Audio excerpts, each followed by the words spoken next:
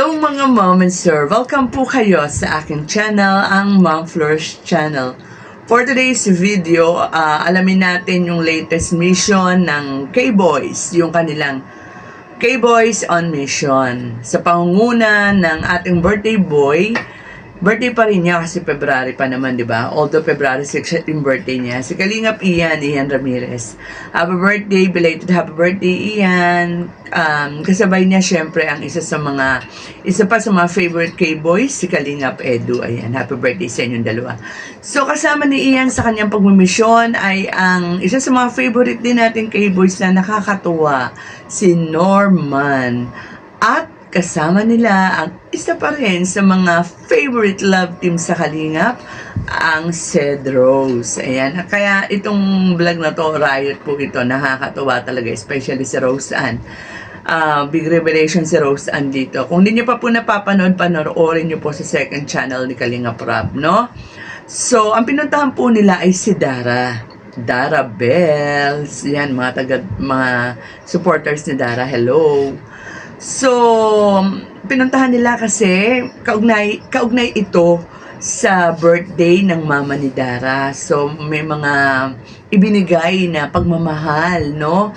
Kay Dara, kaugnay nga ng celebration ng birthday ng mama niya. At the same time, siyempre, February, month of love yan, nalalapit ng Valentine's Day. So, parang pa-Valentine na rin kay Dara ng mga mapagmahal niyang supporters.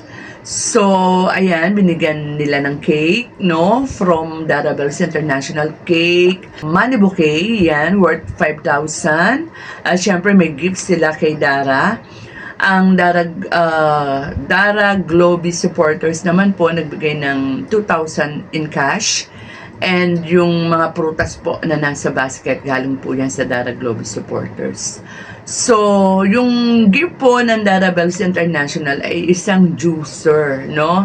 Na tamang-tama, yung Globis ay merong mga prutas, ang Dara Bells naman po ay merong juicer. Kasi talagang napakaganda po talaga nitong juicer na ito, no? Yung pagkakatas ng prutas at gulay para doon sa sitwasyon ni Dara. Di ba may PCOS nga po si Dara kasi nung napanood po yun ng mga supporters niya na may PCOS siya, so nag-isip po talaga sila ng ano kaya yung po pwede nilang may tulong kay Dara bukod sa kanilang support at prayers. Syempre naisip nila yung juicer, di ba? So ang juicer pa naman yung pagkatas ng mga prutas, napakasarap po ng lasa, pihadong magugustuhan niya ni Dara. Alam naman natin na si Dara hindi naman mahihirapang kumain ng mga prutas at mga gulay yan kayang-kaya niyang talaga labanan tong PCOS niya, and napakaganda pa naman ng paligid. Napakaganda rin ang paligid ni Dara. So, sa umaga, 'di ba? O kaya kahit na sa anong oras na gusto mag-exercise, pwede dyan, exercise plus yung healthy lifestyle, sa tulong nga nitong pagkakatas ng mga prutas at gulay na to, ma-achieve ni Dara yung paggaling ng PCOS. At plus, naririto ang mga nagmamahal sa kanya, ang family niya, supporters niya, ang mga kalingap, sa pangunguna ni Kalingap Rob, pihadong gagaling ka, Dara. Kaya, kasi nung isang araw parang meron akong nabasa doon hindi naman nabasa kundi parang meron akong napanood. Tama, nabasa ko nga na parang hindi niya maiwasang malungkot. Baka may kinalaman ba yan dun sa kalagayan mo, Dara? Huwag ka malungkot kasi ang dami namang mga gumagaling sa PCOS. Hindi naman yan parang pag nagkaroon ka niyan katapusan na ng lahat or may mga pangarap kang hindi matutupad, no? Andali talagang anuhin ng PCOS, lalo na kung talagang ikaw naman ay disiplinado, no? So, kaugnay pa rin ng pagdalaw nga ng K-Boys dyan, nasabi ko nga po kanina, tungkol doon sa kaarawan ng kanyang ina. Syempre, hindi may iwasan na parang magbalik tanaw, no?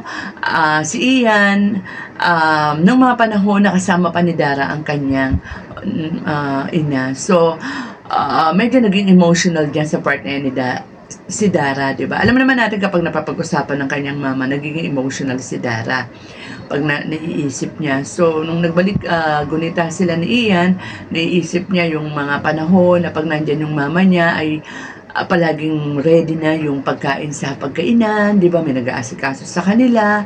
And naiisip niya nga, lalo na pang naiisip ang mama niya, pagdating sa school na mayroong kinakailangan pumunta yung magulang, naiisip niya yung mama niya. Siyempre kahit na mayroon pa siyang papa, yung papa naman yan, di ba, naman panahon na yun ay laging wala kasi nga nagtatrabaho.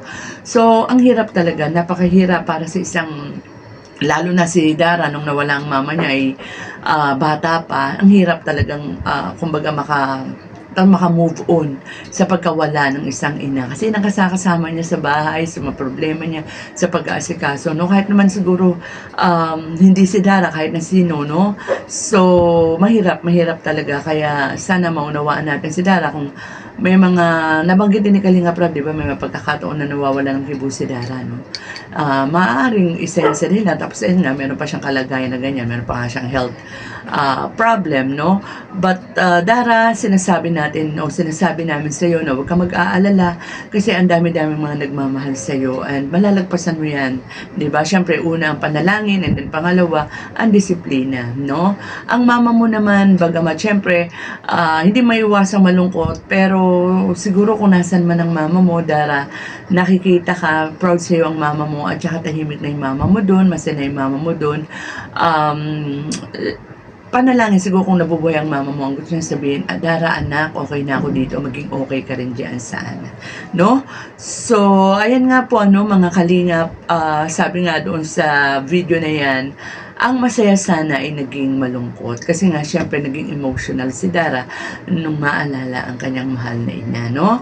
And hanga nga ako rito sa mga supporters na ito ni Dara, no? Dara Bells International, Dara Global supporters at saka Dara Legit supporters kasi talagang kahit anong mangyari nandyan sila, kumbaga hanggat kaya nila na punuan yung mga kakulangan o yung mga pangangailangan ni Dara, nandyan sila. So napakaswerte mo, Dara, meron ka mga ganyan talagang faithful supporters. So, sana Dara, maging masaya ka anak and focus ka sa pag-aaral at alam naman natin na focus ka sa pag-aaral. What I mean is pumokus ka sa pag-aaral ng hindi kung ano-ano yung mga pumapasok sa isip mo, ha? Batang-bata ka pa at saka syempre Dara, hindi ito sa pang-uuto o kung sa ano pa man.